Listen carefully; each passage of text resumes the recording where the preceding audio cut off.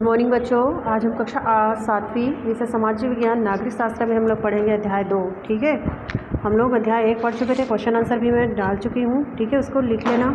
आज हम पढ़ेंगे अध्याय 2, जिसमें क्या दिया है, राज्य की सरकार भाग 1। तो देखते हैं यहाँ पे ब्रैकेट में देगी कि आप सरकार के बारे में क्या जानते हैं। दूसरा इसमें पूछे कि आपके क्षेत्र से सरकार में कौन कौन लोग शामिल हैं, उनकी सूची बनाएं, है ना। तीसरा दिया सरकार कैसे बनती है, शिक्षक की मदद से आप चर्चा करें यहाँ पे। ठीक है, तो देखते हैं यहाँ पे क्या लिखा है। हमारे देश में, है ना, हमारे देश में 2 प्रकार की सरकारें हैं। एक है केंद्र की सरकार और दूसरी है राज्यों की सरकार। ठीक है कि नहीं, केंद्र की सरकार और राज्य की सरकार। जैसे छत्तीसगढ़ राज्य में एक सरकार है, उसी तरह उड़ीसा व मध्य राज्यों की भी एक सरकार, अपनी अपनी अलग सरकारें हैं। वे अपने अपने राज्यों के लिए क्या करते हैं, कानून बनाते हैं। और केंद्र सरकार जो कानून बनाती है वह पूरे भारत देश में लागू होता है ना। केंद्र सरकार मतलब दिल्ली। ठीक है, दिल्ली में जो कानून लागू करते हैं वो सारे राज्यों को, मतलब भारत के सारे राज्यों को मानना पड़ता है। और राज्य की सरकार बनाने के लिए चुनाव किस तरह होते हैं, सरकारें कैसी बनती है, इसे जानने के लिए आइए कहानी पढ़ें। एक विधायक की कहानी। ठीक है, इस कहानी में पूरा प्रदेश नाम का एक राज्य और उसके विधानसभा क्षेत्र गोपालपुर का वर्णन किया गया है। कहानी में राज्य, विधानसभा क्षेत्र, पार्टी व लोगों के नाम सब काल्पनिक है। यहाँ सब काल्पनिक है ना, उसको बदल दिया गया है। लेकिन विधायक चुनने का तरीका व चुनाव संबंधी नियम पूरी तरह से वास्तविक है। ठीक है, पूरा प्रदेश में कुल 70 विधानसभा क्षेत्र हैं, जिनमें से एक है गोपालपुर।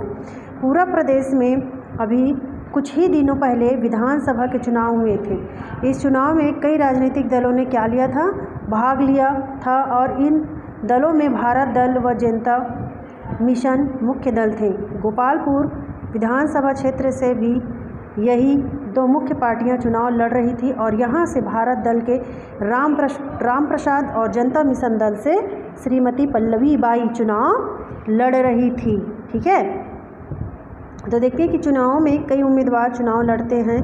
क्या आपने कभी सोचा है कि वोट देने वाले कैसे तय करते होंगे कि किसे वोट देना है और किसे नहीं। यही जानने के लिए आइए इस कहानी को आगे पढ़ें। अब देखो गोपालपुर में चुनाव प्रचार कैसे, तो चुनाव 20 जनवरी को होने वाले थे, है ना, 20 जनवरी को होने वाले थे। लेकिन लोगों ने 15-20 दिन पहले से ही जीप, मोटर साइकिल, टैक्सी में लाउड स्पीकर लगाकर वह आम सभाओं के साथ चुनाव प्रचार शुरू कर दिया था। प्रत्येक दल के उम्मीदवार व उसके सहयोगियों द्वारा आश्वासन दिए जा रहे थे कि वे गरीबी दूर करने के उपाय करेंगे और ज़मीन के पट्टे दिलवाएंगे। गांव-गांव में बिजली, पीने का पानी, स्कूल।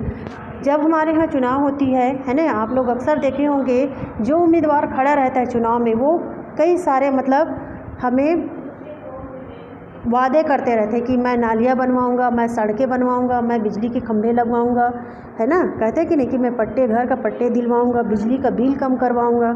ऐसे सारी बातें जो है वो क्या करते हैं, चुनाव के समय वो हमारे सामने रखते हैं कि मैं ये करवाऊंगा, है ना। गांव-गांव में क्या करेंगे, बिजली है, पीने का पानी है, स्कूल खुलवाऊंगा। ठीक है, और अस्पताल की सुविधा उपलब्ध कराएंगे, लोगों को रोज़गार दिलाएंगे। सभी उम्मीदवारों ने अपने अपने नाम के बैनर, पोस्टर व बिल्ले बनवाए थे। कई बच्चे अलग अलग दलों के बिल्ले लगाकर घूम रहे थे, जिन पर उम्मीदवारों के फोटो छपे थे, है ना। देखते हो बच्चे बूढ़े सब क्या करते हैं, हर चुनाव पार्टी का चिन्ह जो है वो रहता है।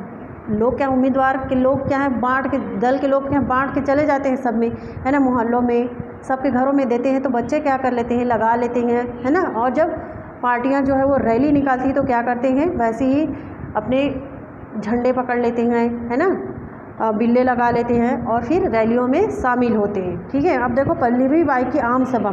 पल्लवी बाई यहाँ क्या कर रही है, क्या बोल रही है, देखते हैं। तो 11 तारीख को गोपालपुर के गोल मैदान में जनता मिशन दल के उम्मीदवार पल्लवी बाई की आम सभा थी। आम सभा मतलब सभी लोगों की, जनताओं की आम।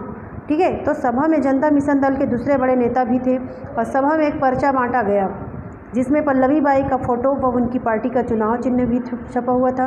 पर्चे में लिखा था कि गोपालपुर में पल्लवी बाई ने कौन कौन से काम करवाए हैं और अगर पूरा प्रदेश में जनता के बाद सभा में पल्लवी बाई पूरे प्रदेश में जनता मिशन दल की सरकार बनती है तो कौन कौन से काम करवाए जाएंगे। कुछ नेताओं के बोलने के बाद सभा में पल्लवी बाई के बोलने की बारी आई और पल्लवी बाई ने अपने भाषण में कहा कि पिछली बार उन्होंने सिंचाई के लिए एक छोटा बांध बनवाया था, कई स्कूलों के लिए अतिरिक्त पक्के कमरे बनवाए थे तथा कई गांवों को मुख्य सड़क से जोड़ने के लिए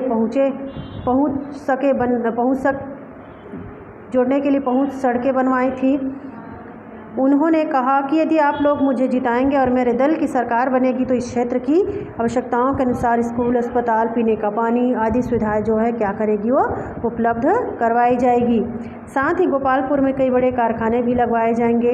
इससे इस क्षेत्र के बेरोजगारों को क्या मिलेगा, रोजगार मिलेगा और लोग बड़े शहरों की तरफ पलायन मतलब जाना छोड़ देंगे। और पल्लवी के भाषण के बाद आम सभा जो है वो क्या हो गई, समाप्त हो गई।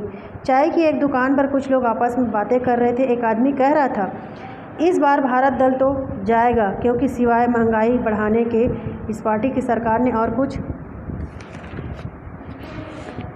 कुछ भी नहीं किया।